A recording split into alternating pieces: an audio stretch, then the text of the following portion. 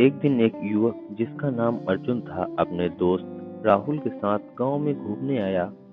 अर्जुन साहसी और जिज्ञासु स्वभाव का था। उसने गांव वालों से उस रास्ते के बारे में सुना और उसकी दिलचस्पी बढ़ गई। उसने राहुल से कहा, क्यों ना हम इस खोए हुए रास्ते का राज जाने, शायद यह सब लोगों का वहम ही हो। राहुल ने उसे मना किया लेकिन अर्जुन नहीं माना।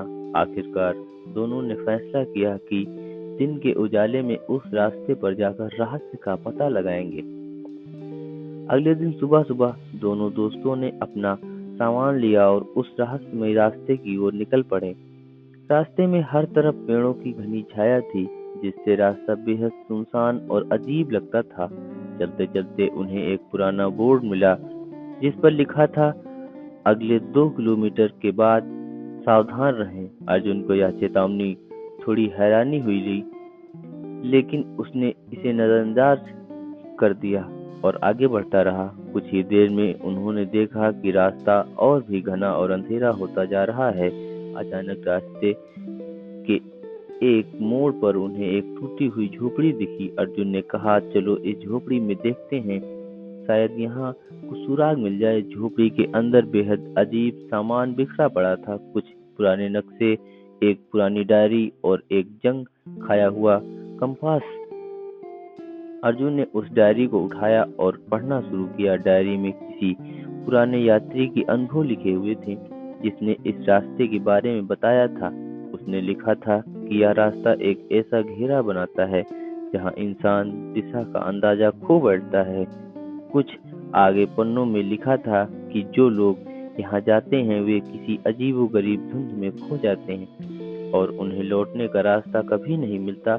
राहुल अब थोड़ा डर गया था और उसने अर्जुन से कहा कि उन्हें वापस लौट जाना चाहिए, लेकिन अर्जुन ने उन्हें समझाया कि ये सब केवल एक डरावनी कहानी है।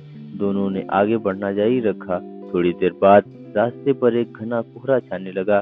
धीरे धीरे दोनों की आंखें सामने सब कुछ धुंधला होने लगा और एक समय ऐसा आया कि उन्हें अपने ही पैरों की दिशा का पता नहीं चल पा रहा था। अर्जुन ने अपने साथ लाए कंपास को देखा, लेकिन कंपास भी अजीब तरीके से घूम रहा था और सही दिशा नहीं दिखा रहा था।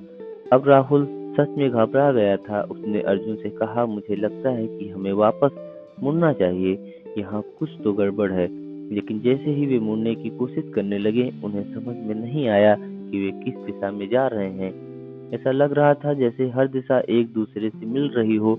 थोड़ी देर बाद अर्जुन को एहसास हुआ कि उन्होंने वही झोपड़ी दोबारा देखी। यह देखकर उनके होश उड़ गए। ऐसा लग रहा था जैसे वे एक घेरे में फंस गए हों और बार बार उसी जगह पहुंच रहे हों। डर के मारे दोनों ने दौड़ना शुरू कर दिया, लेकिन हर बार वे उसी जगह पहुंच जाते। अब रात हो चुकी थी और दोनों कोई रास्ता समझ में नहीं आ रहा था। अर्जुन ने डायरी की आखिरी पंक्ति को याद किया जिसमें लिखा था, यह रास्ता उन लोगों के लिए है जो अपनी ही जिद में खो जाते हैं। अगर तुम्हें बाहर निकलना है तो अपनी जिद छोड़ो और वही रास्ता पकड़ो जो तुम्हें सही लगे, भले ही वह अंधेरे से भरा हो।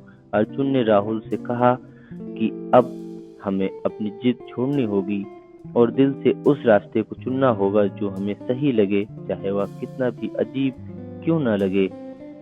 थोड़ी देर बाद अर्जुन ने एक नया रास्ता देखा जो अंधेरे में जा रहा था। उसने राहुल का हाथ पकड़ा और उस अंधेरे रास्ते पर बढ़ गया। कुछ ही देर में उन्हें बाहर का रास्ता मिल गया और वे जंगल से बाहर आ गए।